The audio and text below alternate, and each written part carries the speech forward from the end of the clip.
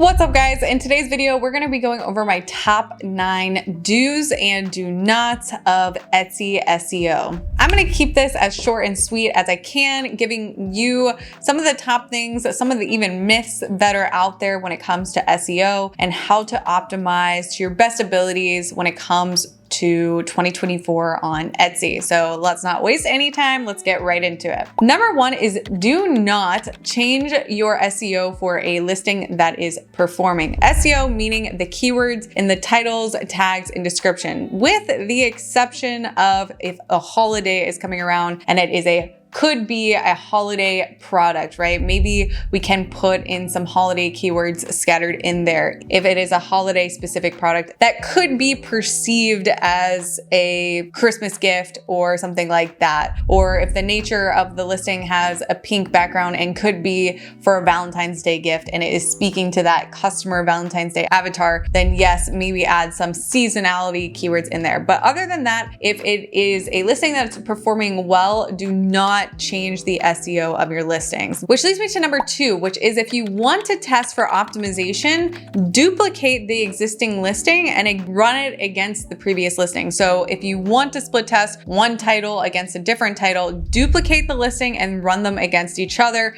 and see which one gets the higher CTR when you put ad money behind it, or which one historically ends up making you the most sales. And if they both make you sales, then by all means leave both of them on. But if you realize that one is doing way better than the other, or one is completely dead after 7 months, it hasn't made one sale, then we will eventually want to go ahead and turn that off. Always duplicate and run again. The only exception that I would say where you could change something about an existing listing, where if it's visibly clear that you're adding more value to the listing. So you're maybe adding more tiers of upsells in the drop-down menu, or maybe you're further optimizing the images. For instance, if you know the main images actually could be super improved, I would suggest in that case where the image is going to perform better because you have other data on other images that show that they have better CTR, right? In that case, if it's already performing well, I would consider changing the main image. And I have a good example of this. If this was the image for the pillow cover that was making you good sales, but you did a new round of photography in a different staging environment,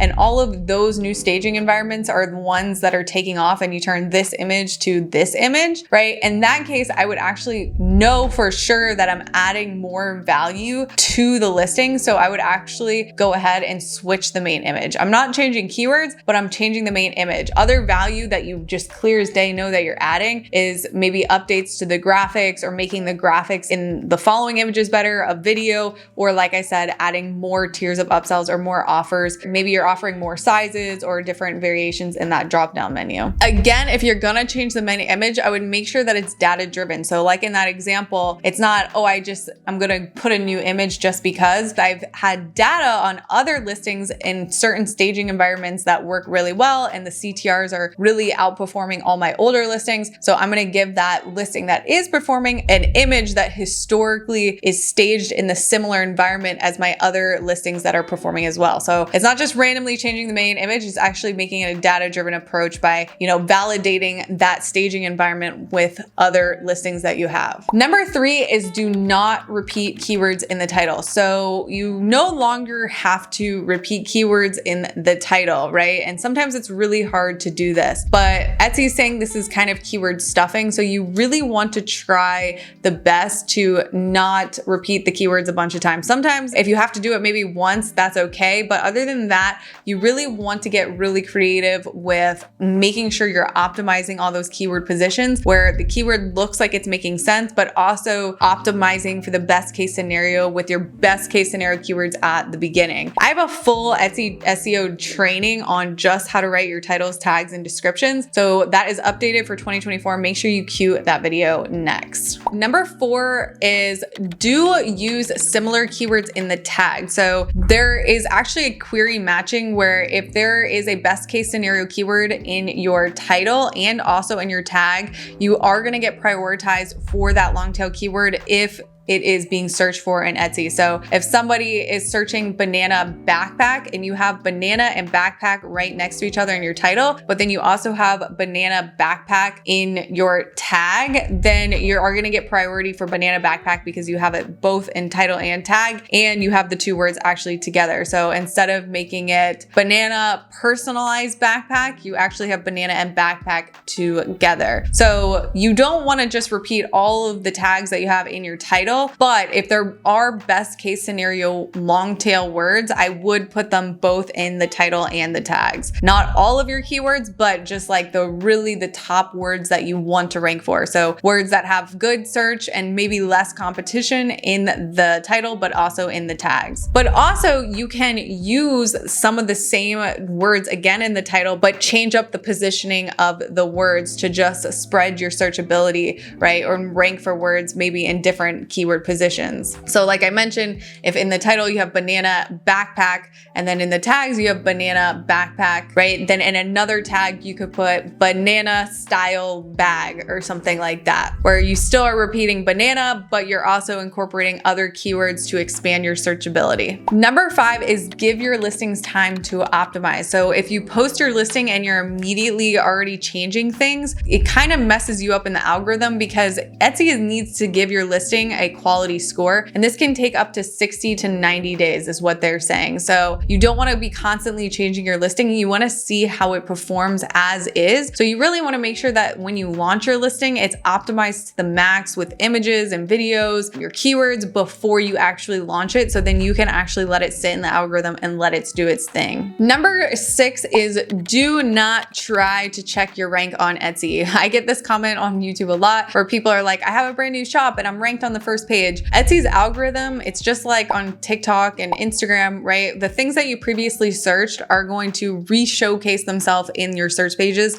because it's based off your previous search history, right? Every single zip code has different types of search queries. So if you are in an IP address that's in Florida, someone searching that same keyword, it's going to show a completely different set of products. And it's also going to show you products similar to the vibe that person likes. So if you were in one IP address and you were searching a retro style wall art, right? And then later you look for a bachelorette gift, it might show you retro style bachelorette gift because of the previous inquiry where you were looking for something retro in some other niche, right? Because that's an overall vibe that you like. So every single person on different computers are going to get different searches. So don't waste time trying to figure out your rank. There are tools like eRank and stuff like that that can kind of estimate your rank or where you are that you can look at, but don't get too caught up in that because it's really cryptic, and Etsy really is super cryptic about, rank. It's not like Amazon where you can literally see what you're ranked in for the category. So I wouldn't do that. Other KPIs that say that your listing is working is one, if you look at your listing in an incognito window, does it have add to carts? Is there an add to cart badge?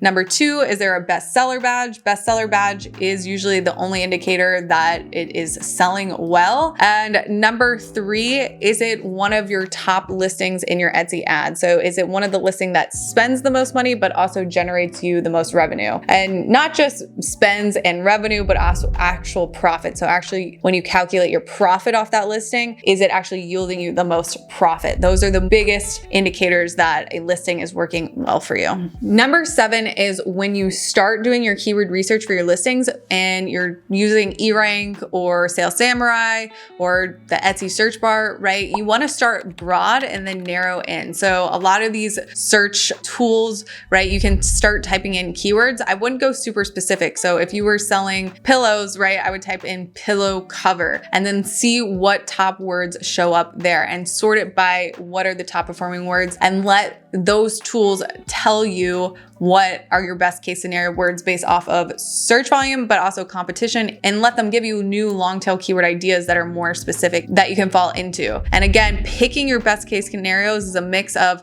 what are people searching for the most, but what is also a really strong keyword product fit that is truly describing my product. And you really want your first 4 word positions to be your best case scenario keywords for your title. Number 8, which this actually will contribute to SEO and Etsy favoring you, is having a tier of upsells in your listing. So you always want to have a lower ticket item. So a lower ticket shows on the front end of the Etsy pages, but you also want to have a tier of upsells. What does this do for you? this creates a sale for you for people that don't want to spend the highest tier. So you created a low barrier of entry offer for your product. But then also there's always going to be a customer that wants to just spend the most money. So having a tier of upsell for that person or that percentage of people that always are just going to buy the most expensive thing, right? So you can upsell and downsell. This is going to help increase your average order value, increase your conversion rate, and that's going to show Etsy that you have a very competitive listing and they're going to prioritize you in the SEO over somebody that doesn't have those offerings, especially because if you're making more money, Etsy's making more money. And number 9 is always fill out any form in your Etsy listings that Etsy allows you to. So from your title, your tags, your descriptions, your category, your attributes, anywhere there is a form inside of Etsy, do not overlook this. Give Etsy more data. So all of those attributes, all of the things, make sure that you're filling it out to the fullest. Don't overlook any of those things. Give Etsy as much data as you can